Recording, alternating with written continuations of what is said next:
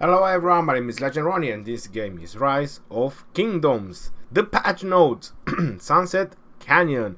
They have uploaded the patch notes on Facebook, and you guys know that every time they do that, I usually going to do a video and gonna inform you guys, especially that some of you don't use Facebook.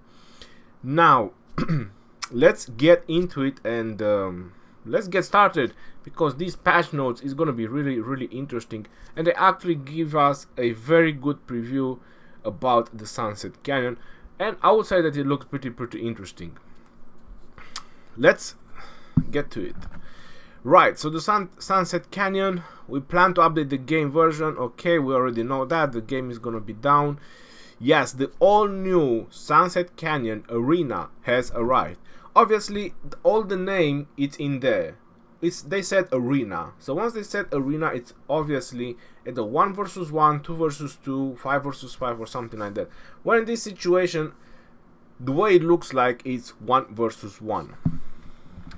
So let me just scroll down a little bit. Smoke rises in all directions, and the Buggles call for governors to assemble at Sunset Canyon. There they will battle for dominance and fight for glory. Now, what can we take from this particular picture? There is 8 spots. But if you look on the left side, you can only have 5 marches. So this is gonna be very interesting, and this is gonna depend so much how players they will place their troops. Because if you're looking at it, you can only place 5 marches. So this is what I'm getting from this picture, that you can only place 5 marches, but you have 8 spots. So depending on how you place the marches on those 8 spots, they will interact with the other marches that are defending.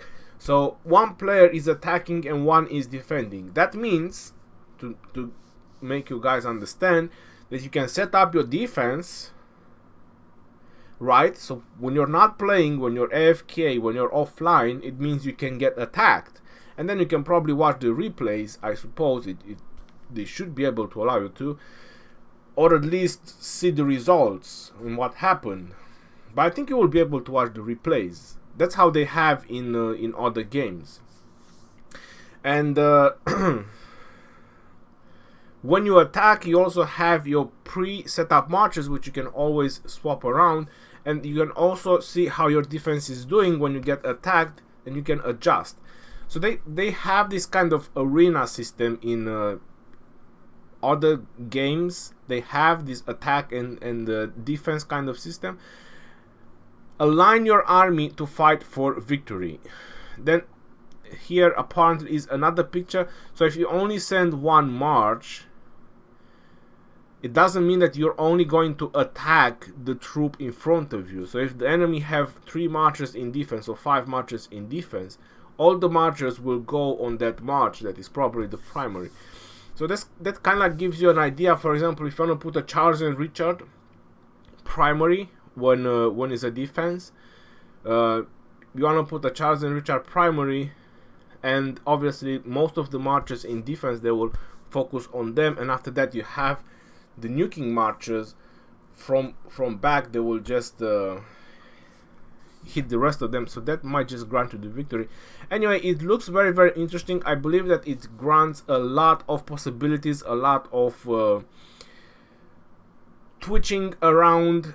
There is also a limit time. There is 2 minutes, and yeah, I believe if you cannot beat a defense in 2 minutes, you might just lose. I'm not entirely sure how the rules are, to be honest, but again, this is a very nice system. There is this kind of battles. They have them in some other games of theirs, and it's very interesting. It's based on coins, like not coins, points, like arena points. So you lose points when you get defeated, and you gain points when you beat others. And I believe that you also lose some points if you attack someone and you fail. I'm not sure how exactly they will apply the system, but it is a very nice system. This mighty competition will last for 7 days, and all governors whose city hall have reached level 10 and who have completed Kingdoms Chronicles chapter the first encounter may participate. In the Sunset Canyon arena, governors can challenge one another to battle, arranging their troops to overcome enemy with strategic prowess. Governors can earn rating points and win rewards after challenging one another, and at the end of the season, governors can claim season rewards based on their final ranking. Points will be reset after each season. Wow, now that's very, very interesting. So you can earn rating points and win rewards after challenging one another. So you actually gain something after each challenge. Well, that's very interesting.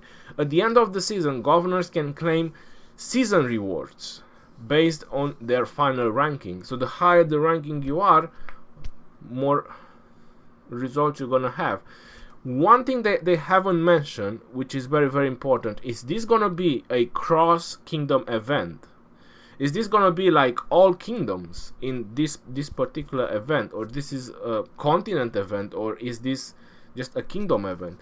This is something they haven't mentioned, because it would be really interesting to be like the whole kingdoms in the game, or like all continents or something like that. It might be too much.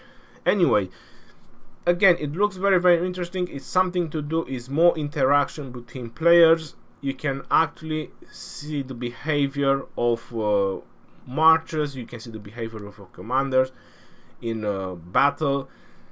But I will have to say from now that this is going to be automated battles. You will definitely not going to be able to control your marchers. So this is something they haven't mentioned. This is definitely going to be automated. So the moment you start the battle, the marchers will just go and they will just fight each other and hope for the best. I really, really believe you will not be able to control this. But when it's going to hit actual live server, we'll be able to see a little bit more about it.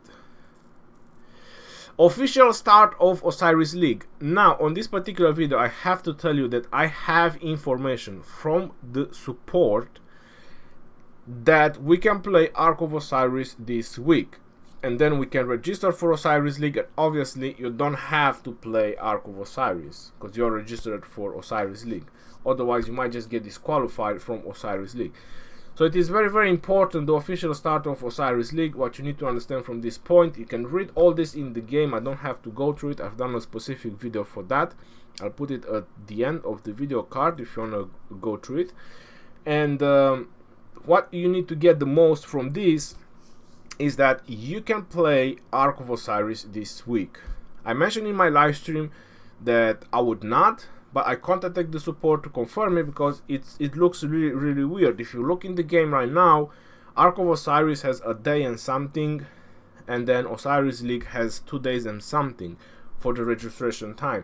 So obviously the registration closes for Ark of Osiris and then it opens for Osiris League. And it was confusing for me as well. I contacted them and they said that we can play Ark of Osiris this week and Osiris League next week. So remember about that because it is important. The Osiris League will begin on 10th of August. 8-10, this is what they're trying to say with 8-10 over there. This is going to be 10th of August. So it's definitely going to be next week. There's going to be a week of registration, and on 10th of August is going to be the first battle,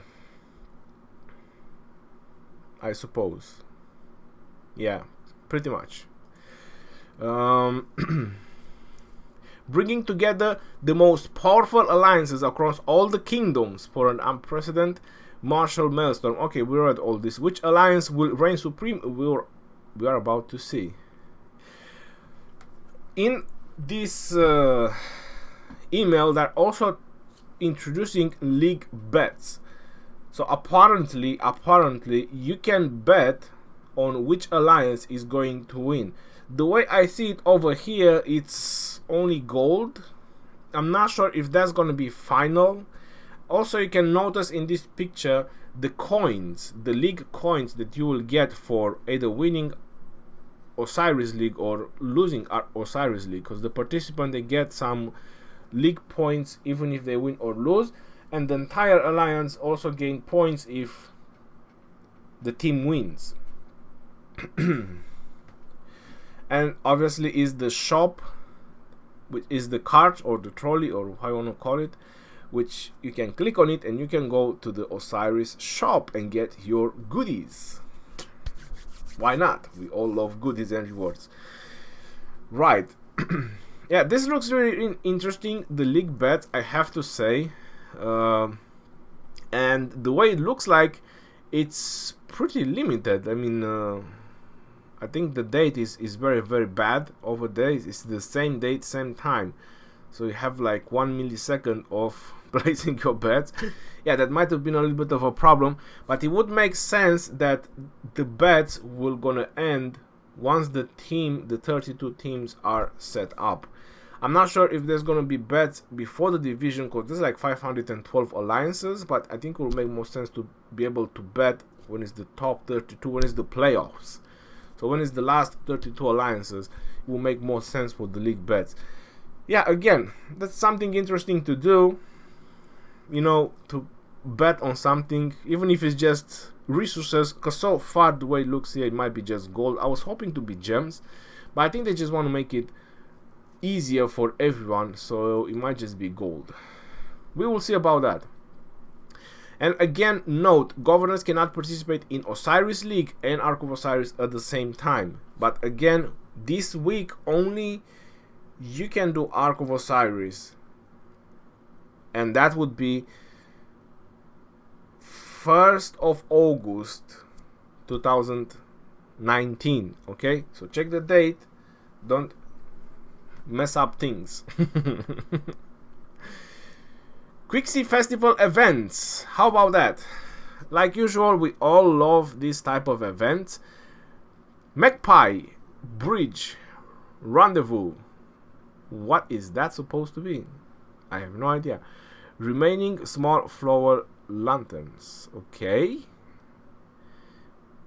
So I suppose this is one of those events where you all know you have to farm, you have to kill barbarians, you have to do all those kinds of beautiful things that you guys already know. You're gonna unlock these bonus rewards, you're gonna get a bunch of sculptures, you're gonna get your gems back, or usually you do if you manage to complete it.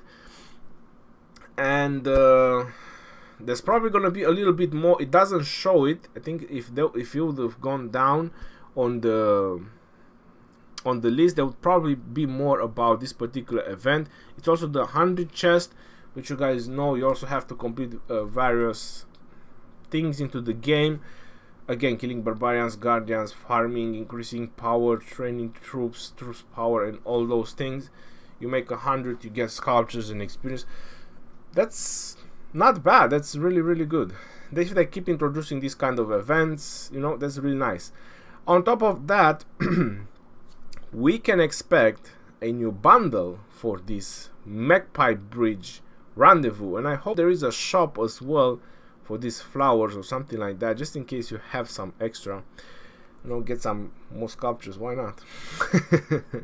QIXI Festival commemorates the story of the cowherd and the weaver, whose forbidden love moved the heavens themselves to reunite them one night each year. Celebrate this romantic occasion by releasing a paper lantern into the sky and participating in other exciting events. It mentions over there, so there's gonna be a little bit more. You'll even have a chance to earn a limited edition holiday theme and a new city decoration. So there you go. But I think the city decoration might be just in this in this particular event. Maybe it's just gonna be this one and that's it. All you have to do is just add small flower lanterns, you know, complete all this tree, and voila. I don't know. Looks interesting anyway. As long as we have something to do, looks interesting. The Lost Kingdom Season 2. Get ready for the new and improved Lost Kingdom. Well, we have the emails about that. You guys already have the emails and read the emails. I don't have to go through that. It looks very, very interesting. including the Eve of the Crusade. Let me just log in the game real quick. Maybe we can check a little bit the emails.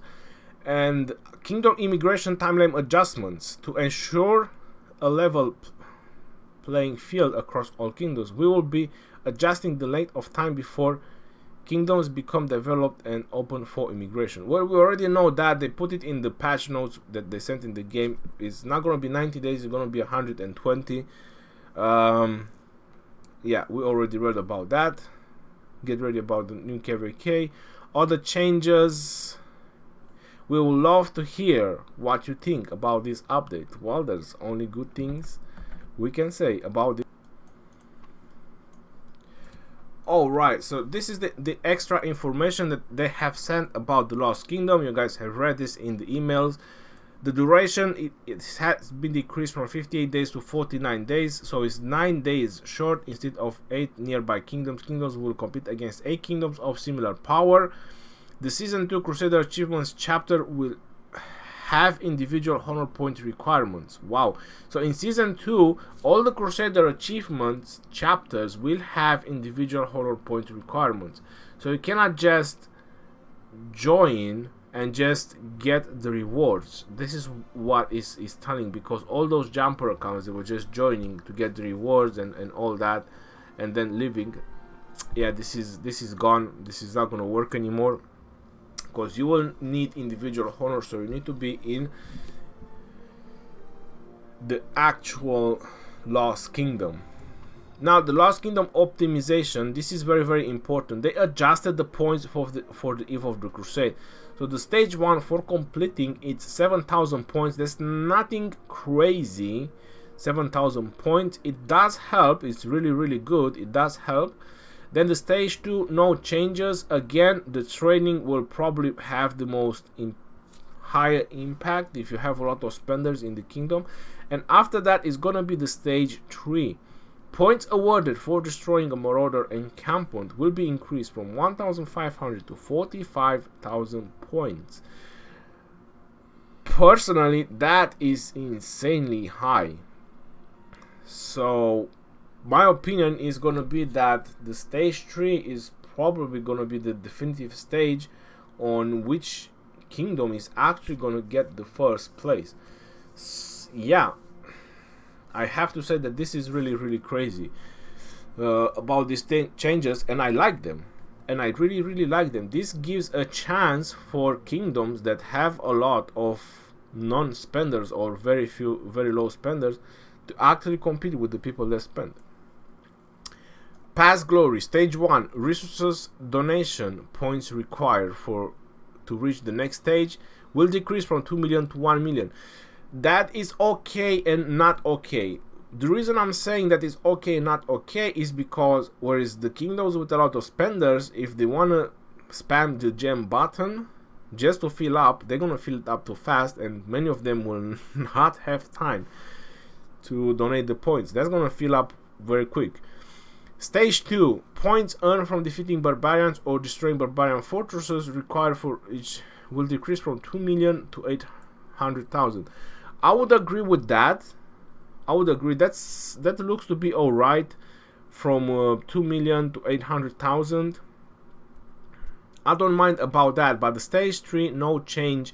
I think that's a bit of a problem.